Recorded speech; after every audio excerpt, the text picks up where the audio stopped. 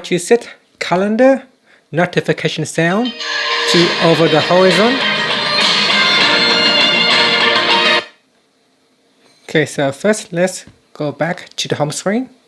Then on the home screen or in the apps screen, open up the calendar app.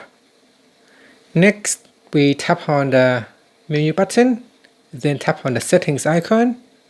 In calendar settings, now we scroll down and tap on alert type. Make sure you select the strong option. So choose strong, then go down and tap on long sound. And from the list here, select the over the horizon 2022, 2025 or by Sugar. So over the horizon by Sugar. So select that. You can adjust the level of the volume. So adjust the volume level.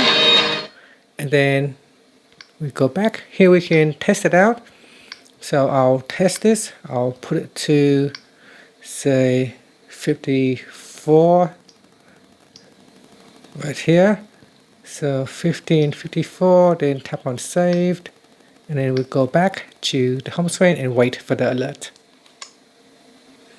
Okay, so it's 54.